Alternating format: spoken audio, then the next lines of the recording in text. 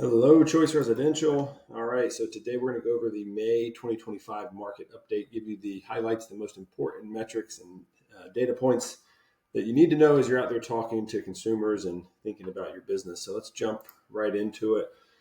So again, we look at the Wake, Durham, Johnston, Orange, and Chatham 5-county area. So we keep the numbers consistent and hone in on the areas around the triangle that many of you are working in. All right, so the trend of new listings going up has continued, up 12.5% in May of this year versus May of 2024.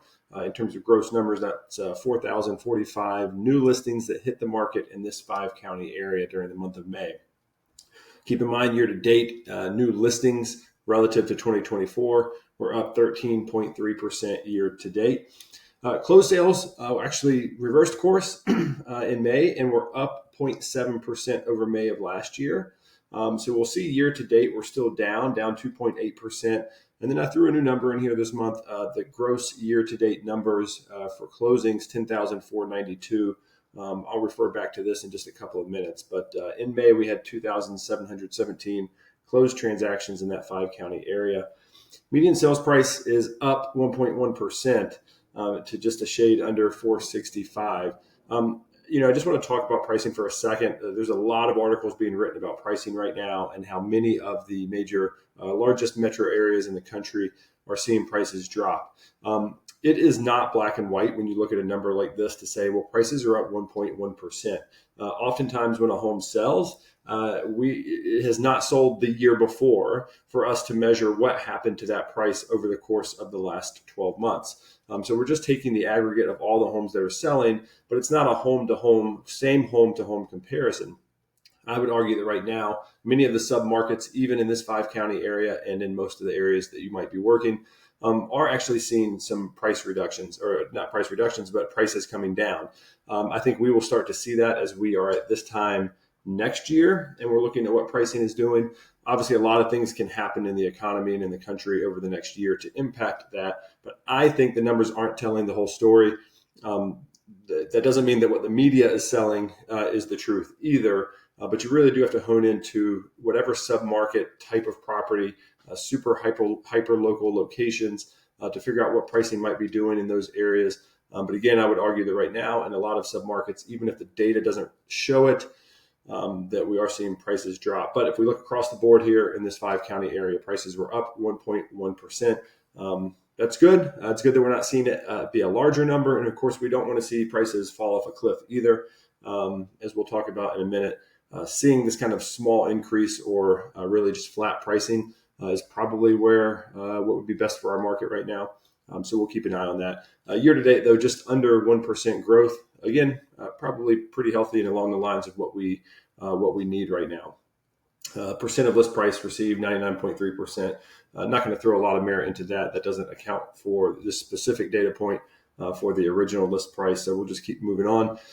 Inventory, though, up 52.6%. That's a lot in line with the increase that we had last month, year over year.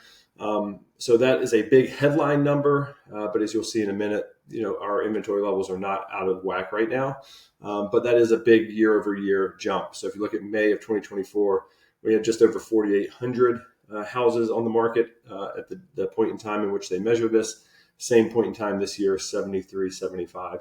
That gives us a month supply of inventory of 2.7 months. That is, again, for frame of reference, how long it would take to sell the current inventory if no new homes were to come on the market. All right, now, as I always like to do, let's refer back to the last time period before COVID so we can see what a, quote, normal market was giving to us. Though if you remember back in May of 2019, it was a low inventory market. The market was moving, lots of churn, but it was hard to find houses for your buyers even at that time. And if we look at inventory back then, 8,349, still 1,000 homes higher than where we are today.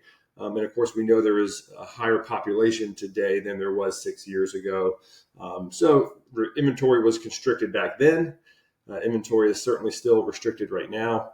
But as we can see, we are trending upward in terms of inventory levels. So we don't know where we will be next year at this time, but inventory levels going up is actually a good thing right now, as long as it doesn't just continue to climb without any end in sight. Supply of inventory was 2.3 months back in May of 2019. And look at the median sales price. We were under $300,000, about 297.5. If we apply what I'm calling, again, quote, normal appreciation to that over the last 6 years, that's at 5.5%. That would put the median price today at just over $410,000.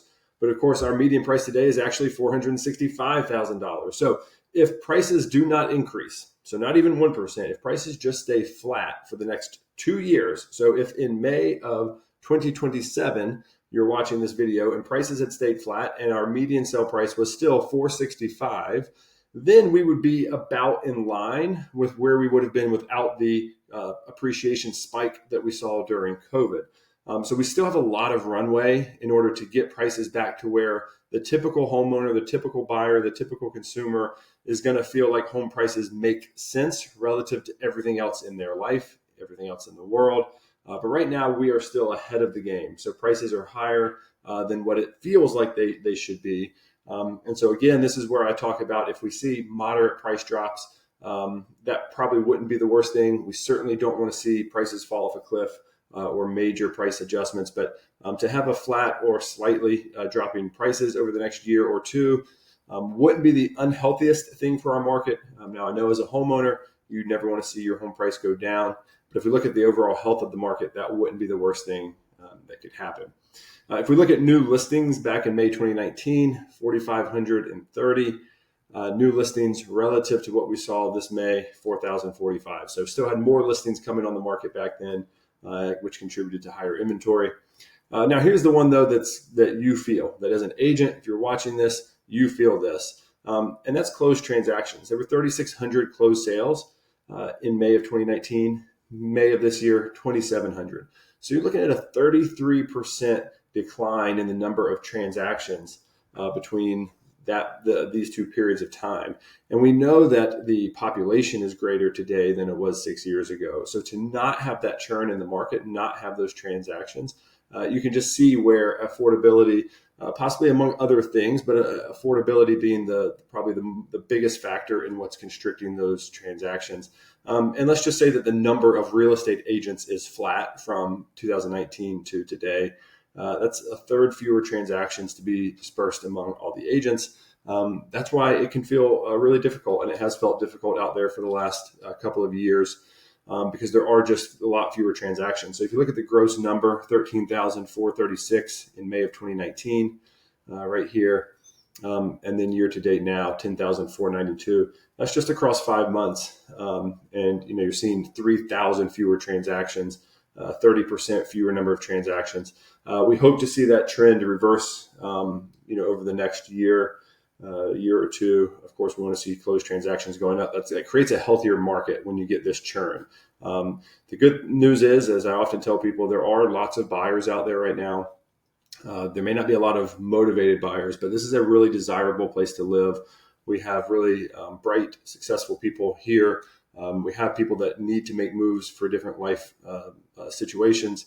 The current economy and market might keep them from moving right now, but they are not going to keep them from ever moving. So people will need to transact in real estate over the next several years. There are a lot of pent-up transactions right now that at some point when we get into a healthier balance in the market, those will open up and there'll be lots of opportunities there. So just got to hold tight, keep providing value to the people in your world. And when those opportunities are ready to be released, you'll be there to serve those people. All right, let's keep moving along. Just a couple more things I'll touch on here. Inventory levels. So I've got the gross numbers here, and I'm going to show you a chart on the next slide so you can visualize this better. But what you hope to see is kind of a classic bell curve. Inventory levels rising from January, usually peaking sometime late spring, early summer, maybe between April and June, depending on the year. And then the inventory levels will start to fall into December, and then in January start to climb again. That's what you would expect to see. We had some, last year, I'll show you the chart. It looked a little different. In fact, let's just move over to that. Last year, we saw inventory just continue to climb. We actually saw it decrease from February to March last year.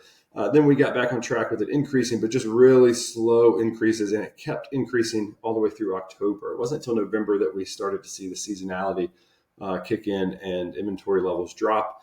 But what we're starting off with this year, at least through May, is what we would actually expect to see, which is kind of a gradual increase in inventory. And then as you get into March, start to see things really pick up. Now, it's yet to be seen if this is going to just continue going up or if we will see this cap off here sometime in June or July and then start to fall back down in the August, September range. So we'll keep an eye on that. I'll update this chart next month and we'll see how things are shaping up. All right, two more things here. One is the this fun little ratio I like to look at, which is new listings to closing ratio. So this is essentially think of how many houses have to be listed in order for one to sell. In case you're watching this for the first time, I'll just show you this. If you look back to the Great Recession, you can see you basically had to list 2 houses in order to sell 1. You knew 50% of the houses that got listed were not going to sell. Obviously, that's not what you want. As we came out of the recession, things got better. As we got into COVID, you saw it went down almost to 1. And theoretically, it should never be able to go below 1. It didn't, but it got real close because you need to list a house in order to sell 1. So it shouldn't be able to go below 1. And then we've seen it start to climb up in the most recent years. And this year, of course, it's higher, 1.63. This has been trending down.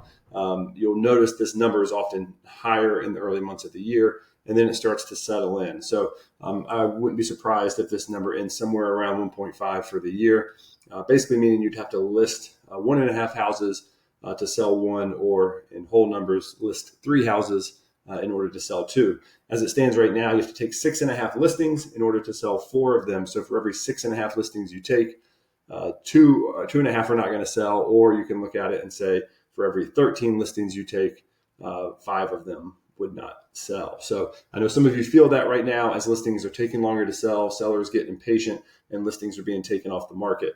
That is just a product of the supply and demand, inventory climbing, while number of closings is not climbing at anywhere near the same pace. So that means houses have to sit on the market. They will sit on the market. That's the natural occurrence when you have that relationship between supply and demand. So this kind of gives you an idea of how painful it is for a seller. So the higher this number, the more painful it is for a seller, and in turn, listing agents. This doesn't exactly clue you in as to what it feels like for buyers. It's possible that in a market like we're in right now, both buyers and sellers feel like they don't have the upper hand. And yet some people feel like they both have the upper hand. So kind of a weird market we're in. And this maybe explains a little bit why. Last thing, if you're just going to look at one number to figure out, hey, when is the market going to open up and we're going to get back into this normal churn that we would like to see within the market, it is housing affordability. Right now, May, even though we're up from last year, at this time it was 69, 71 is just terrible. That means the median, the typical household makes 71% of the median of what they need to make in order to buy the median house. So if it's at 100, it means that houses are making 100% of what they need to buy the median priced home. And we're far off from that 100. If you look back to January of 2019, it was at 139. So households were making way more than they needed to buy the median priced house. That's why there was such a frenzy come COVID. And that has certainly reversed course as you look over the last 2.5 years here. It's been at basically 80 or under for most of that. So as this improves over time, at some point it will. Interest rates will come down, wages will increase, inflation will ease. We're already seeing some of those things start to come together. As all of those things work together in harmony, that will hopefully will inevitably start to increase affordability. Something will give at some point. I know right now it feels like there's no way out. How is this going to change? I promise you it does. It will. But it does take time. All those forces have to work together. So we'll continue monitoring that. Hopefully there have been some nuggets here you can pull out. Will help you in your day-to-day conversations with clients. And as always, until next time, take care. And we'll be back next month with a June update. Thank you.